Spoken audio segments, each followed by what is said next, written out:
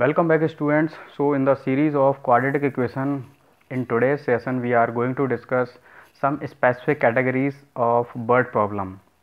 So in quadratic equation we have so many categories for bird problem, like bird problem based on time and work problem based on mensuration, bird problem based on geometry, bird problem based on ages, bird problem based on digits, bird problem based on cost and element. So in today's session we will discuss some specific categories. तो first category हम आज discuss कर रहे हैं, that is bird problem based on time and work. तो यहाँ पर आपको एक एग्जांपल गिवन है, एग्जांपल को पहले हम देखेंगे. So we have given example, two pipes running together can fill a cistern in 3 and 1/13 minutes. क्या गिवन हमें यहाँ पर टू पाइप्स आपके एक साथ वर्क कर रहे हैं, एक साथ आपके रन हो रहे हैं, and both can fill a cistern in 3 and 1/13 minutes. If one pipe takes 3 minutes more than the other to fill it, find the time in which each pipe would fill the cistern. So situation is that कि यहाँ पर जो आपका larger pipe है, तो जो आपका larger pipe है वो आपका जो सिस्टर्न को फिल कर रहा है, that will take 3 minutes less. जो आपका स्लोअर पाइप होगा वो आपका 3 मिनट्स लार्ज हायर लेगा, तो जो आपका लार्जर पाइप होगा वो 3 मिनट्स लेस लेगा. तो सबसे पहले हम यहाँ पर डिफाइन करेंगे कि जो आपका यहाँ पर लार्जर फास्टर पाइप है या लार्जर पाइप है उसको कितना टाइम लगता है सिस्टर्न को फिल करने में. तो उसी के रेस्पेक्ट में हम फिर स्लोअर पाइप की बात कर लेंगे. So पहले we will define let the faster type. So here we will define let the faster pipe. So faster pipe की हम पहले बात. So we have defined let the faster pipe takes x minutes to fill cistern. So जो slower pipe होगा वो कितना time लेगा. So time taken by slower pipe, time taken by slower pipe to fill cistern. So according to the question what we have given कि जो आपका slower pipe है वो कितना टाइम मोर लेता है, 3 minutes more. So time taken by slower pipe to fill cistern that is given as x + 3 minute. Now तो इतना हमने कंडीशन यहाँ पर डिफाइन कर लिया है. जो आपका स्लोअर पाइप है उसको कितना टाइम लगेगा, x + 3 मिनट, और जो आपका फास्टर पाइप है that will take x minute. Now after that we will define कि जो आपका फास्टर पाइप है, इफ़ ये आपका x मिनट लेता है सिस्टर्न को फिल करने में, तो 1 मिनट में ये कितना पार्ट फिल कर देगा. So you will define here. Now portion filled by faster pipe, filled by faster pipe per minute. 1 minute में ये कितना पार्ट फिल कर देगा पर मिनट. सो ऑफ कोर्स जो फास्टर पाइप है ये x मिनट लेता है सिस्टर्न को फिल करने में, कम्प्लीटली फिल करने में, तो 1 मिनट में कितना पार्ट फिल करेगा, of course it will be 1/x. Clearly. So इस तरीके से हमने यहाँ पर ये डिफाइन कर लिया कि जो आपका फास्टर पाइप है वो 1 मिनट में सिस्टर्न का कितना पार्ट फिल कर देगा. सिमिलरली वी कैन डिफाइन कि आपका ये जो टोटल टाइम है सिस्टर्न को फिल करने में, जो टोटल टाइम लग रहा है दैट इज़ 3 and 1/13 मिनट्स. तो इतने टाइम में जो फास्टर पाइप है वो सिस्टर्न का कितना पार्ट फिल करेगा. सो यहाँ पर हम इसको डिफाइन कर सकते हैं. Hence what implies that portion filled by faster pipe, filled by faster pipe in 3 and 1/13 minute. So it can be written as, अगर हम यहाँ पर 3 and 1/13 को सिंप्लीफाई करेंगे, of course it will be 40/13. So it can be written as 1/x into 40/13। So हमने यहाँ पर find कर लिया कि जो आपका टोटल टाइम है उस टाइम में जो आपका फास्टर पाइप है वो सिस्टम का कितना पार्ट फिल कर देगा। सिमिलरली हम यही अप्रोच अप्लाई करेंगे for slower pipe. So similarly portion filled by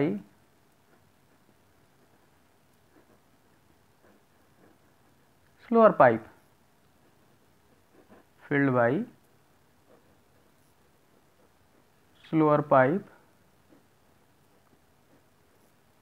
of course in same time because this is the total time to fill the cistern. So in 3 and 1/13 minute.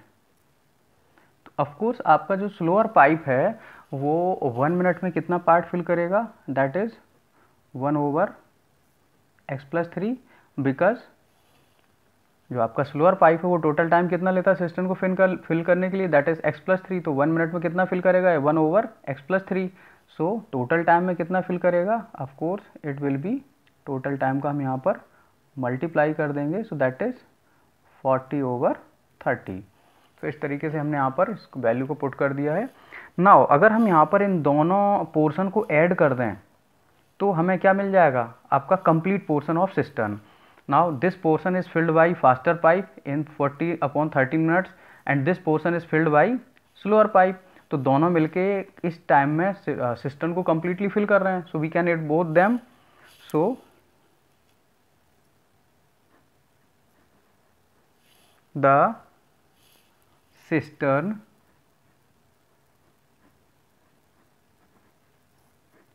filled by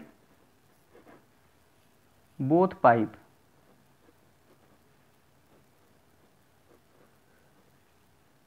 in 40/13 minutes. So अगर हम इन दोनों portion को add कर देंगे, so it can be written as 1/x into 40/13 plus of 1/x+3 into 40/13. So these are the portion, separate portion filled by faster and slower pipe. अगर हम इन दोनों portion को ऐड कर देंगे so they will fill the cistern completely. Yes, we can say that is unit part, whole part. So here we can take 40/13 common, so that can be written as 40/13 and this can be written as 1/x plus of 1/x+3 and that comes out 1. So basically students इस type के question जितने भी आपके work और time वाले problems होंगे उसमें जो आपका अप्रोच रहेगा वो अप्रोच क्या रहेगा कि सबसे पहले हम यहाँ पर फाइंड करेंगे यूनिट टाइम में, ईदर इन यूनिट मिनट और in unit hour. Unit time में जो आपके सेपरेट ऑब्जेक्ट हैं वो कितना वर्क कर पा रहे हैं। अब वो आपके ऑब्जेक्ट 2 भी हो सकते हैं, 3 भी हो सकते हैं। जैसे यहाँ पर हमारे पास 2 पाइप्स हैं, तो अगर यहाँ पर हम और किसी एग्जाम्पल को कंसीडर करें like some persons are completing the work, 2 persons are completing the work, तो वहाँ पर भी हम यही अप्रोच यूज़ करेंगे कि एक पर्सन पर यूनिट टाइम में कितने पार्ट को कंप्लीट करता है वर्क के, और अनदर पर्सन उसी वर्क को कितने पार्ट को 1 यूनिट टाइम में कंप्लीट करता है। सो this is the specific approach. यहाँ पर जो आपका स्पेसिफिक अप्रोच यूज़ हो रहा है this one, per unit time. इस पर यूनिट टाइम अप्रोच को यूज़ करके हम किसी भी वर्क एंड टाइम प्रॉब्लम को सिंप्लीफाई कर सकते हैं। सो इसका हम ध्यान रखेंगे। नाउ अब हम इसको सिंप्लीफाई करेंगे। So it can be written as 40/13 को हम अपोजिट साइड ले जाएंगे। So this comes out 1/x plus of 1/x+3 and that comes out 13/40. So here we can take LCM. So that can be written as, अगर हम यहाँ पर इसका LCM ले लेंगे, so this comes out x into x+3 and in numerator it can be written as x plus 3 plus of x is equal to 13 over 40. So इसको हम simplify करेंगे.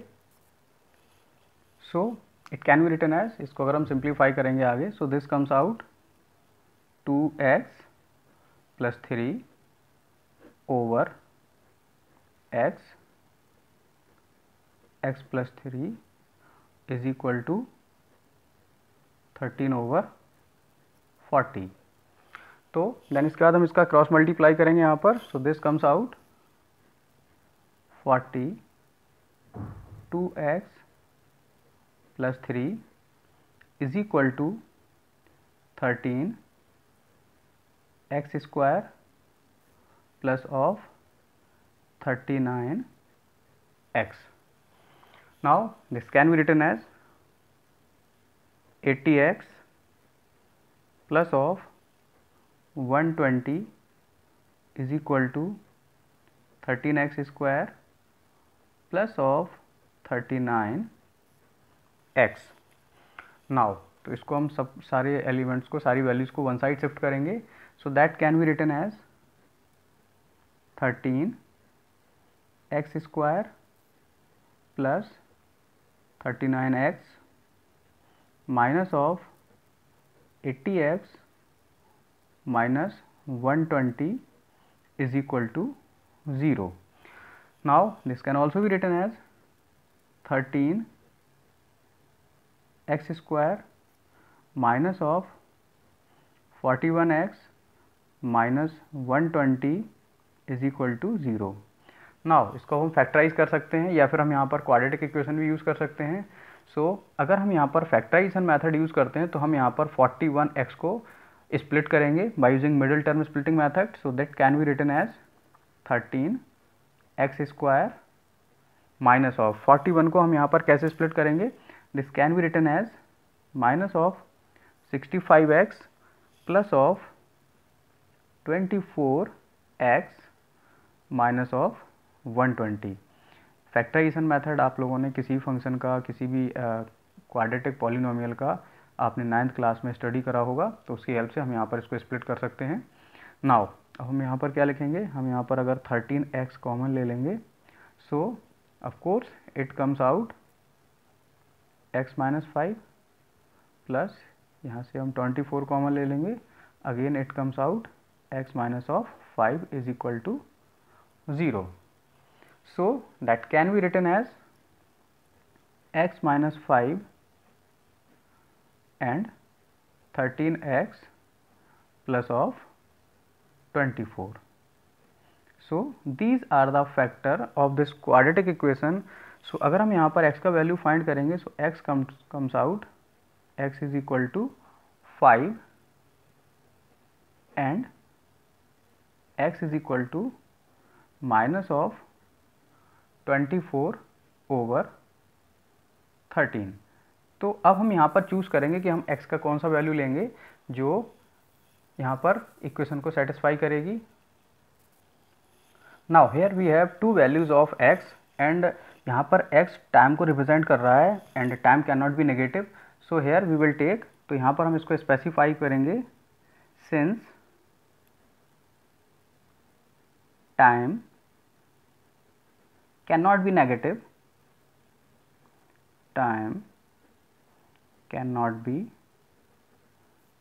negative, so x is equal to 5 is preferred. So basically हमने यहाँ पर select किया था कि जो आपका faster pipe है that fill the cistern in x minutes. So this will be the answer. So faster pipe fill the cistern in 5 minutes. Fill cistern in 5 minutes. And जो आपका slower pipe होगा, of course it will take 3 minutes more. So here we can say slower pipe fill cistern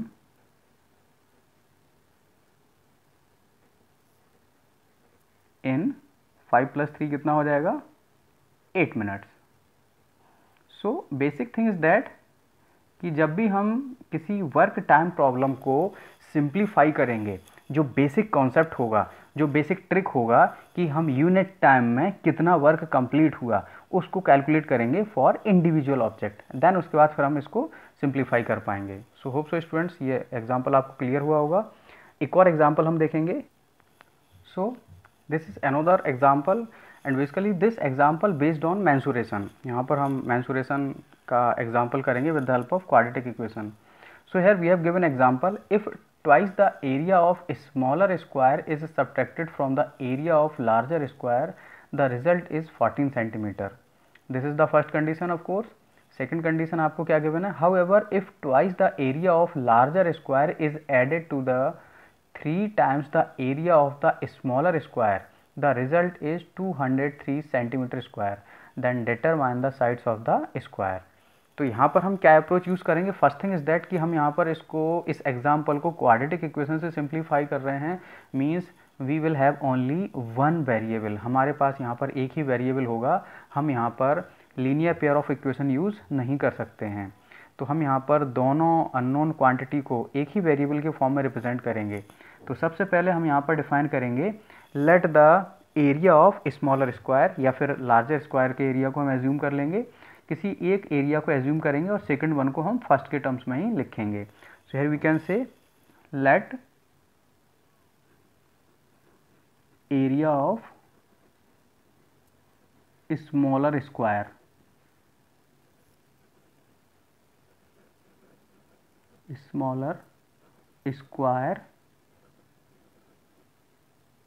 is, let we have taken x square. हम area की यहाँ पर बात कर रहे हैं, तो अगर आपका साइड x होगा तो एरिया कितना हो जाएगा x स्क्वायर सेंटीमीटर स्क्वायर, क्योंकि हमें यहाँ पर जो यूनिट गिवन है वो सेंटीमीटर में गिवन है। So let area of smaller square is x square centimetre square.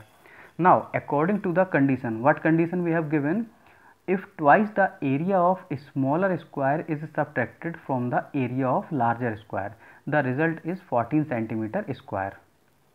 तो यहाँ पर सिचुएशन क्या है कि अगर हम लार्जर स्क्वायर के एरिया से स्मॉलर स्क्वायर का ट्वाइस सब्ट्रैक्ट करते हैं तो हमें रिजल्ट क्या मिलेगा 14 सेंटीमीटर स्क्वायर। मीन्स हम इसको ऐसे भी कह सकते हैं that area of larger square that will be is equal to twice of area of smaller square plus 14। तो यहाँ पर हम इसको कैसे डिफाइन करेंगे, now we will define, now area of larger square, area of larger square, so of course it is given as area of a smaller square plus 14 as per the condition, plus of 14, this is given. Now so हमने यहाँ पर larger square का area find कर लिया। So area of larger square that is given as x square plus of 14 centimetre square. So this is the area of larger square. तो हमने यहाँ पर लार्जर स्क्वायर का एरिया भी स्मॉलर स्क्वायर के एरिया के फॉर्म में रिप्रेजेंट कर लिया है। Now according to the second condition हमें यहाँ पर क्या गिवन है, twice the area of larger square. So here we will define second condition. So twice area of larger square, that is given as area of larger square, it is added, इसको हम किस में add करेंगे, it is added with thrice the area of a smaller square, means 3 times area of a smaller square, area of a smaller square। इन दोनों का जो addition है that comes out of course, ये आपको गिवन है 203 centimetre square. ये information हमें यहाँ पर गिवन है। नाउ अब हम इसको सिंप्लीफाई करेंगे। So how we can write it? Twice area of larger square we have already defined, area of larger square that is given x square plus of 14 plus thrice of area of smaller square that is x square is equal to 203। सो देखिए हमने यहाँ पर इसको एक equation के form में represent कर लिया है। अब हम इसको सिंप्लीफाई कर लेंगे।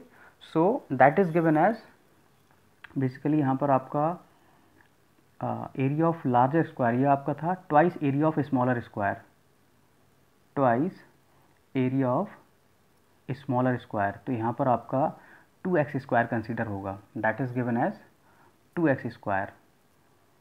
सो हम यहाँ पर 14 में तो 2 का मल्टीप्लाई नहीं करेंगे, that is of course it is only given as, यहाँ पर आपका 2 से और मल्टीप्लाई होगा। So that is 2x square plus 14।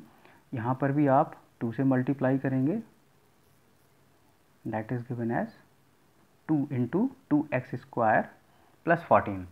नाउ अब देखिए इसको हम सिंप्लीफाई करेंगे। So that can be written as 4x square plus of 28 plus 3x square is equal to 203।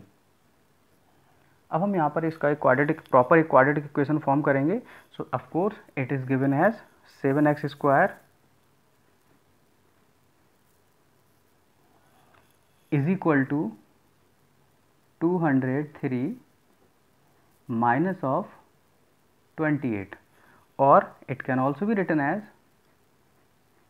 7x square is equal to 175, और we can also write it 7x square minus of 175 is equal to 0।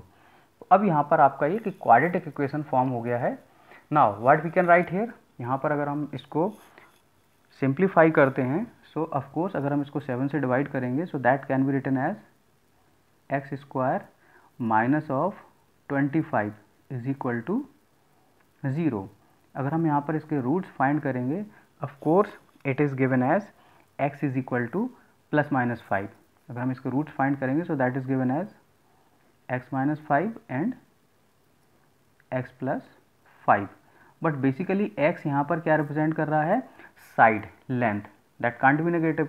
अगर हम यहाँ पर x का value find करेंगे, so this value comes out x is equal to 5 centimetre and x is equal to -5 centimetre.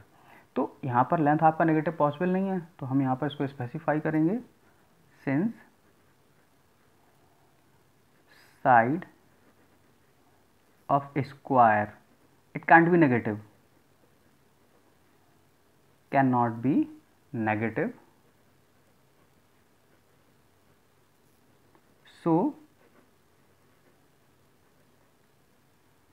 Side of smaller square, हमने यहाँ पर क्या डिफाइन किया था? Area of smaller square that is x square. So side of smaller square that of course comes out 5 centimetre, side of smaller square that is 5 centimetre, and side of larger square, how we can find it? अगर हम यहाँ पर larger square की side की बात करेंगे, so of course it is given as, देखिए यहाँ पर आपको एरिया गिवन है, एरिया ऑफ लार्जर स्क्वायर। सो इसको हम इसी के फॉर्म में फाइंड करेंगे, एरिया ऑफ लार्जर स्क्वायर, ये आपको यहाँ पर गिवन है 2 into area of smaller square, of course it will B x square का वैल्यू यहाँ पर हो जाएगा 25 प्लस 14। सो इसको अगर आप सिंप्लीफाई करेंगे, so this comes out 50 plus 14 is equal to 64 centimetre square. So this is the area of larger square. Now we have obtained the area of larger square, so we can find the side of larger square. So side of larger square, of course it is given as under root of area of larger square. So we have given this one 64, so this comes out 8 centimetre. So students इस तरीके से हमने यहाँ पर smaller और larger square के side को obtain कर लिया है. सो फर्स्ट थिंग्स दैट कि हमने यहाँ पर टू वेरिएबल को यूज़ नहीं करा है, एक सिंगल वेरिएबल के टर्म्स में ही हमने यहाँ पर प्रॉब्लम को सॉल्व करा है. तो इस तरीके से हम यहाँ पर ये डिफ्रेंशिएट कर सकते हैं कि प्रॉब्लम्स को हमें कैसे क्वाड्रेटिक इक्वेशन से सिंप्लीफाई करना है और कैसे हमें उसको लीनियर पेयर से सॉल्व करना है. जब भी हमें ये कहा जाए कि हमें इसको क्वाड्रेटिक इक्वेशन से सिंप्लीफाई करना है तो फिर हम यहाँ पर एक डिफरेंट अप्रोच यूज़ करेंगे. होप स्टूडेंट आपको ये दोनों एग्जाम्पल क्लियर हुए होंगे. तो आज हमने यहाँ पर दो कैटेगरी डिस्कस करी हैं, word problem based on quadratic equation. In next video we will discuss some another topic.